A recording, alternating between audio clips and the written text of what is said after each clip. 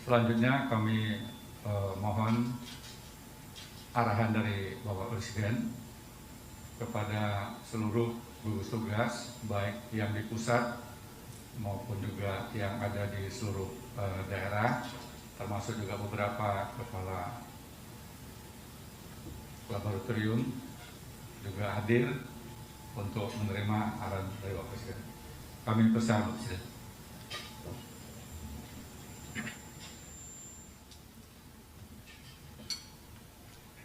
Bismillahirrahmanirrahim. Assalamualaikum warahmatullahi wabarakatuh.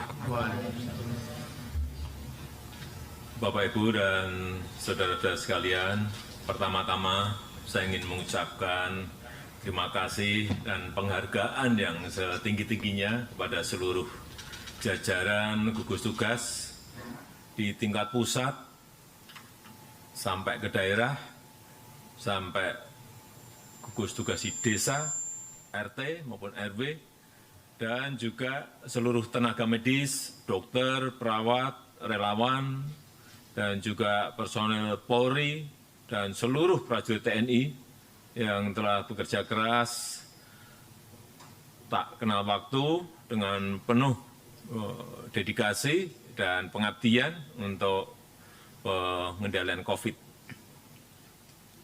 Tapi juga harus saya ingatkan bahwa tugas besar kita belum berakhir, ancaman COVID masih ada, kondisi masih dinamis, ada daerah yang kasus barunya turun, tapi juga ada daerah yang kasus barunya meningkat, ada daerah yang juga sudah nihil, dan perlu saya ingatkan, jangan sampai terjadi gelombang kedua, the second wave. Jangan sampai terjadi lonjakan. Ini yang ingin saya ingatkan kepada kita semuanya. Dan situasi seperti ini akan kita hadapi terus sampai vaksin bisa ditemukan. Dan bisa kita pergunakan secara efektif. Karena kalau vaksinnya sudah ketemu, itu masih harus ada uji klinis, uji lapangan, kemudian juga masih harus diproduksi yang memerlukan waktu. Oleh sebab itu, kita harus beradaptasi dengan COVID.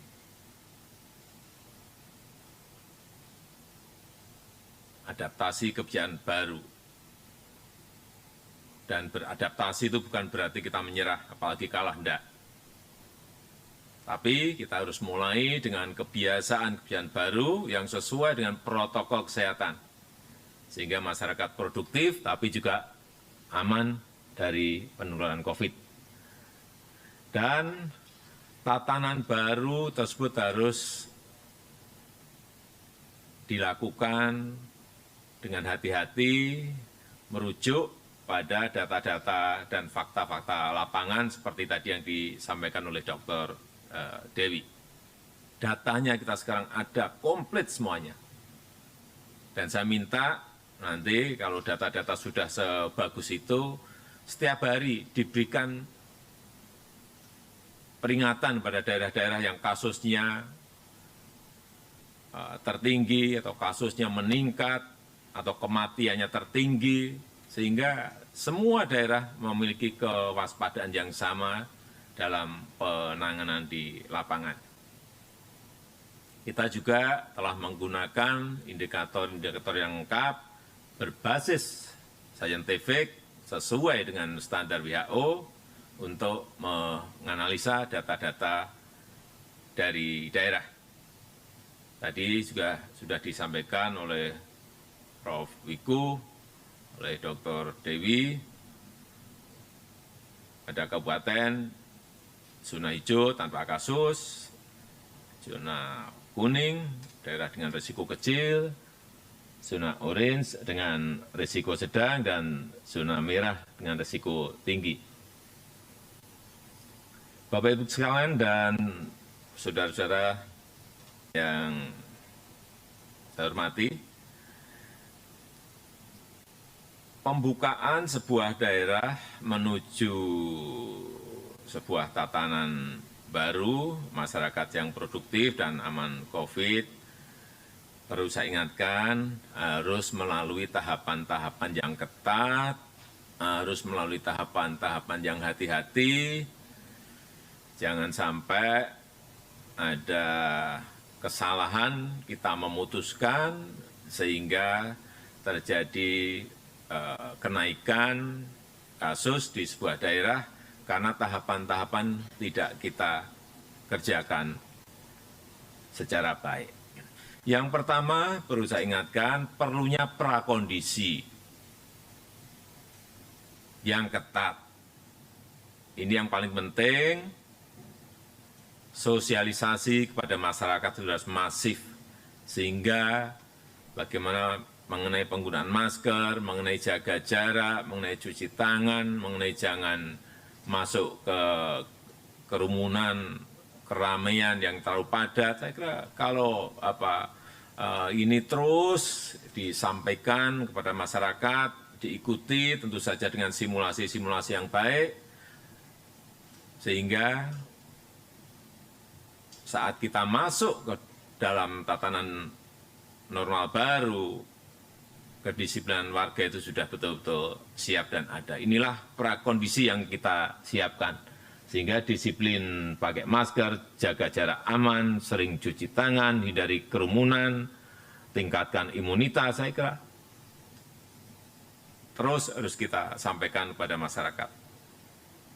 Saya juga sudah perintahkan kepada Panglima TNI dan Kapolri untuk menghadirkan aparat di titik-titik keramaian di daerah untuk mengingatkan warga agar disiplin, untuk mengingatkan warga agar mematuhi protokol kesehatan.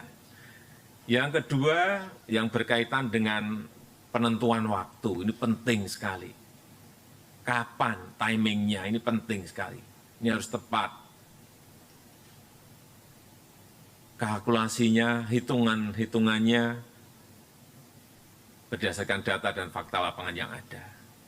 Jadi saya ingatkan juga pada daerah apabila sudah ingin memutuskan masuk ke normal baru, bicarakan dulu dengan ketua gugus tugas, dengan gugus tugas. Datanya seperti apa, pergerakannya seperti apa, fakta-faktanya seperti apa, karena itu data di sini ada, saya lihat ada semuanya. Jadi lihat perkembangan data epidemiologi, terutama angka R0 dan angka RT. Perhatikan juga tingkat kepatuhan masyarakat. Pastikan manajemen di daerah siap tidak melaksanakan. Kemudian juga hitung kesiapan daerah dalam ini yang berkali-kali saya sampaikan, dalam pengujian yang masif, pelacakan yang agresif, kesiapan fasilitas kesehatan yang ada. Ini benar-benar semuanya harus kita hitung dan kita pastikan. Kemudian yang ketiga, prioritas. Tidak semua langsung kita buka, tidak. Sektor dan aktivitas apa yang dimulai dibuka secara bertahap, itu pun secara bertahap, tidak langsung dibuka 100%. Beberapa daerah sudah melakukan, dibuka dulu 50%, dibuka dulu separuh, saya kira contoh-contoh beberapa daerah yang sudah melakukan akan kita evaluasi dan sangat bagus sebagai contoh kemarin persiapan dalam pembukaan tempat ibadah dengan protokol kesehatan saya lihat bagus untuk sektor ekonomi, sektor dengan penularan COVID yang rendah tapi memiliki dampak ekonomi yang tinggi itu didahulukan dan terutama ini sektor pertanian, peternakan, perkebunan, perikanan, industri manufaktur, sektor konstruksi, logistik, transportasi barang, sektor pertambangan, perminyakan, saya kira Ini sudah disampaikan oleh Ketua Gugus Tugas agar ini menjadi catatan kita semuanya. Dan yang keempat, saya ingin betul-betul diperkuat konsolidasi, koordinasi antara pusat dan daerah, provinsi, kabupaten, dan kota, sampai tentu saja ketika desa, RT, dan RW. Perkuat juga koordinasi di internal Forkompinda. Ini penting sekali dan tentu saja yang lebih penting lagi libatkan semua elemen masyarakat sehingga kita semuanya bergotong royong, bersinergi, bekerja menyelesaikan persoalan besar ini. Yang kelima, evaluasi secara rutin.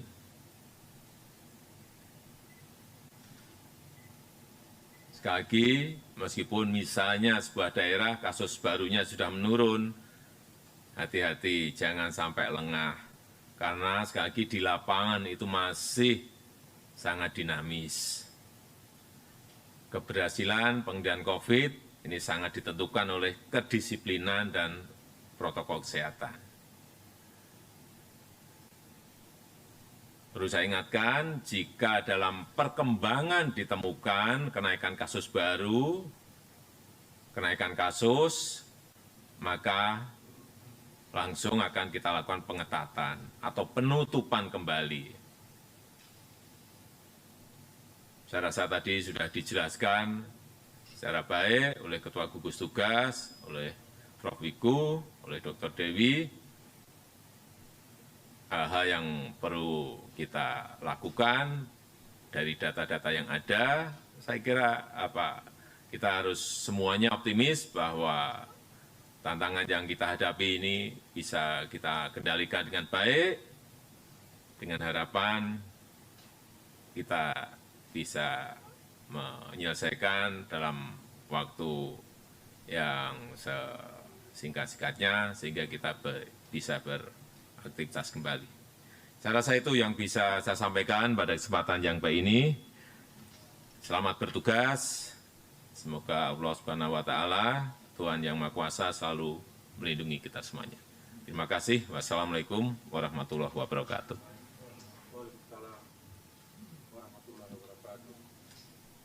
Pak Presiden, terima kasih banyak atas semua pengarahan yang telah Bapak sampaikan kepada kami semua, baik untuk unsur gugus tugas di pusat, termasuk juga seluruh gugus tugas di provinsi. Mohon berkenan Pak Presiden, apakah ada kesempatan untuk para gubernur mungkin melaporkan sesuatu kepada Pak Presiden? Saya kira sudah cukup. Baik. Terima kasih Pak Presiden. Kalau ada hal-hal yang sangat-sangat penting silahkan. Tapi kalau hanya laporan saya kira nanti di lain waktu kita bisa. Baik, terima kasih Pak Presiden. Bapak Ibu Gubernur sekalian, sekali lagi terima kasih kepada Bapak Ibu sekalian yang telah bersedia untuk mengikuti pengarahan Presiden dan juga termasuk kepada para Menteri dan Panglima TNI serta Kapolri. Demikian, wabillahi taufiq wal hidayah. Wassalamualaikum warahmatullahi wabarakatuh. Waalaikumsalam warahmatullahi wabarakatuh.